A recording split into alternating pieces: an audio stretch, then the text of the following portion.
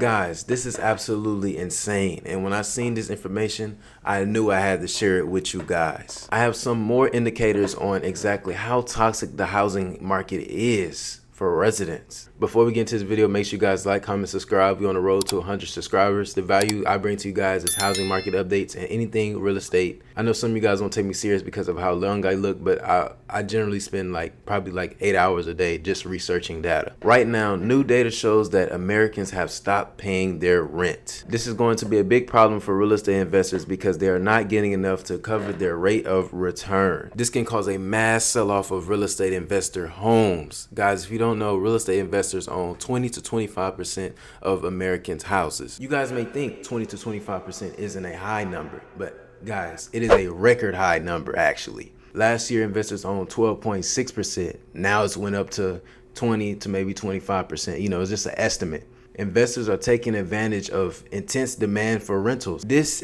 in turn increases your rent. This is another fact. Just over 3/4 of investors' purchases were made in all cash. And that was in the fourth quarter of 2021. Investors are also paying a lot of over asking price. So when they pay over asking price and then they turn to rent to a tenant, they then have to up the rent to recoup their losses, and not to mention the dollar's decreasing. So now they have to raise the rent even more. So it just adds fuels to the flame, right? So if we take 25%, let's say that's 34 million households that real estate investors own. I'm not going to say like all of them is going to crash, but a good amount of them could crash. I don't know where you guys live, but in Houston, rent has risen up to 14.7%. As of right now, 47% of Texas residents are having slight to moderate difficulty paying household expenses, and 15% of residents are having a very difficult time. And the percentage of people having a very difficult time has increased to 34% since June of 2021. It's important that you guys stay a little longer because what I'm about to show you guys is very important. Let's look at this graph. What I'm showing you guys are the percentage of Americans that didn't pay rent. It shot up to 8% in December of 2021. This data comes from the National Multifamily Household Consult, a survey of over 11 million rental housing units in America. But yeah, guys, this isn't good. This could signal waves of evictions, foreclosures, and sell off of homes. I even discussed this in my last video. There was a increase in foreclosures. If you guys want to see it, check out this video. Foreclosures have been through the roof lately.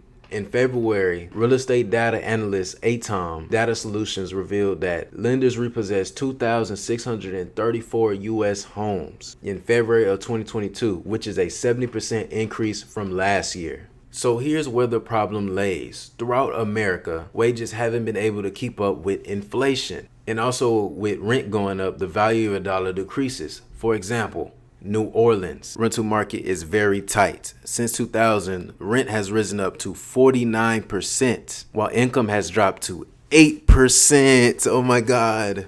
It has gotten so bad that there are already 20,000 families on the waiting list for subsidized government housing. But the problem is they're not taking no more applications. Why? Because there is not enough supply. I am going to show you a video of a woman who's basically having living expenses overload and is basically getting forced to leave. After 6 years, Stephanie Guffey is packing up her home.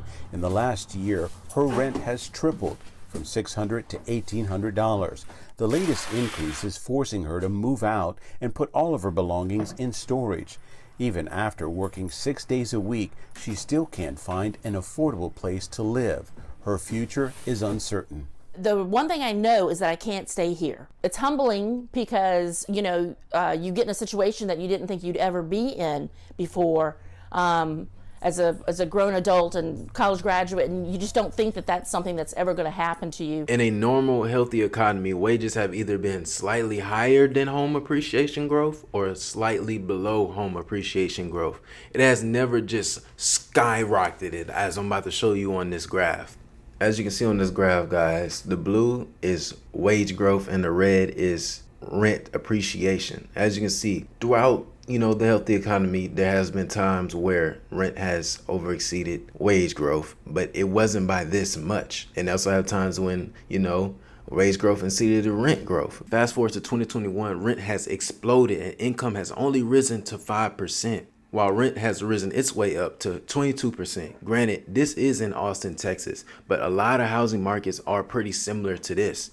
And like I said, New Orleans is up there, but the absolute worst in this discrepancy is Miami. Rent has went up to 57%.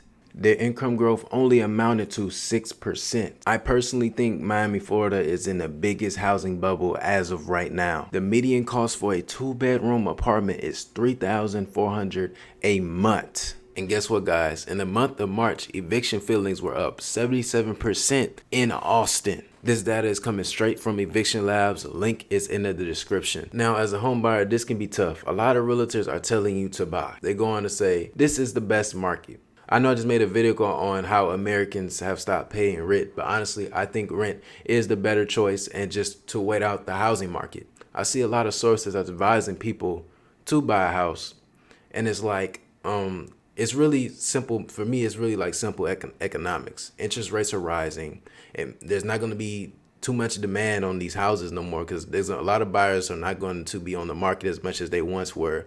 And not to mention, United States is building more than ever before. So once these houses hit the market, all these other houses are going to have to sell because these investors are not going to get the return on the investment. Their houses are going to depreciate people won't bid up the houses no more. Why? Because there's other houses on the market. A lot of people think that this won't be like '08 because lending is different. Lending is structured different. But honestly, I beg to differ because that makes no sense. There's other ways to have a housing crash. That's like saying there's only one way to get into a car accident. No, there's multiple ways to get into a car accident. Anyway, it's kind of right in front of our face. The Fed is already showing signs by raising interest rates. They're trying to combat inflation. As of right now, mortgage rates increased to 6%.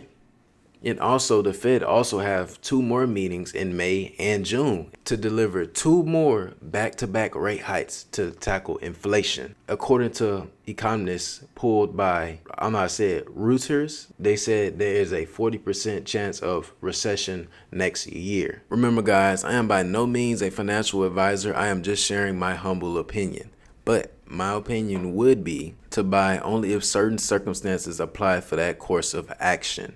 Just know, if you do plan to buy while the interest rates are up, the market is still fairly competitive. They still have a lot of competitiveness still instilled into the market. Buyer demand is eased, but it's still there. So expect some bidding wars.